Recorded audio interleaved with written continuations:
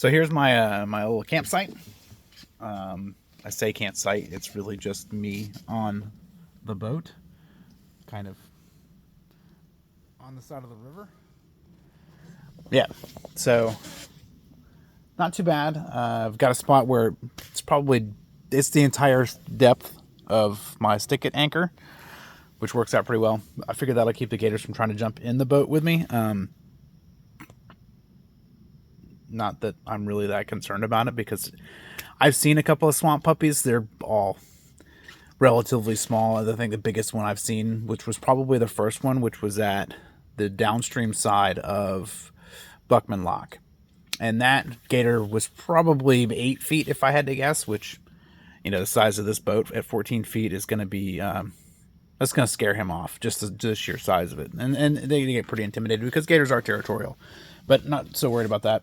So anyway, I've had a little stove over here that I picked up from, where did I get that from? Oh, I got it from my grandfather out of his stuff when he died. It ended up in my dad's garage, and then I ended up collecting it, and it's moved, God, all over the country at this point. Probably been around the world. That stove has been more places than I have.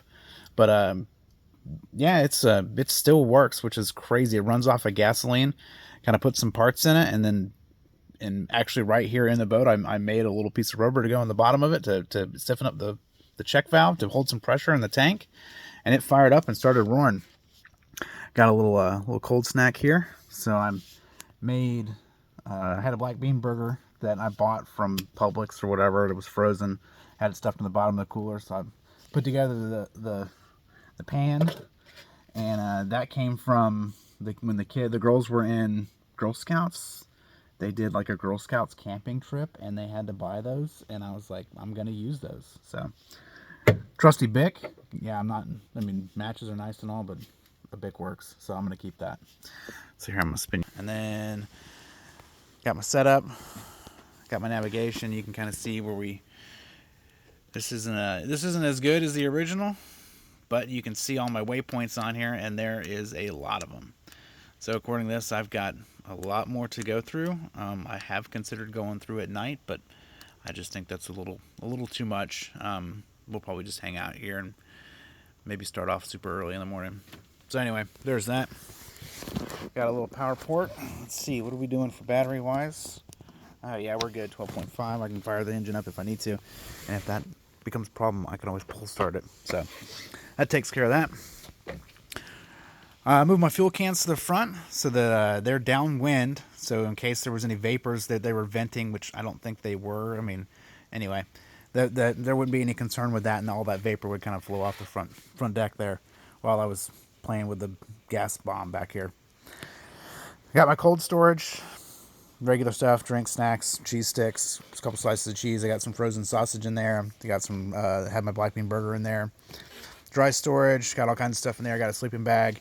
This right here is my cot. I don't know if I'm going to use it. It doesn't seem like it's going to rain, or the forecast wasn't for rain, and sky looks pretty blue, so I'm not too worried about that. I do have the cover up, so this will keep the radiation down so that I don't lose so much heat to the sky. And then I've got a little air pad here, so I'll probably lay that out and lay on the floor and take a little nappy nap. Only need about a couple hours. So, and then we'll get back on our way. If the bugs get too bad, I've got a bug net, and I've got some rope, and I've got some ratchet strap tie down things that I can snip together, and I don't have to worry about bugs. So I have tested the bug net. It is a little large, but it works. Keeps the bugs off you. I've tested it in the most extreme environment. It was like mayfly season or something, and last year at like the end of July, and it was pretty wild. It was covered, but I didn't have any bugs on me, and it worked out pretty well. So here's my little spot, and then through here, let's see, right around here on the other side of these bushes, there is the Akawaha kind of flows back around. There's a bend back over here, and it kind of snakes back around back that way, and then goes on. So I've only seen one person. I've seen him twice. I saw him go by that way, and then I saw him go by that way. So I think I'm pretty much alone out here, other than Bigfoot. But he knows me, and I don't know him, but he knows me, so he'll leave me alone. And then there's probably some hogs and some bears, and they ain't gonna mess with me because they're not gonna get in the water because the water is where the gators live. So I think I'm pretty safe. I'm not too worried about it. Anyway, that's the end of the day one, and I'll catch you guys probably first thing in the morning. Maybe do a video right before I go to sleep. All right, see ya.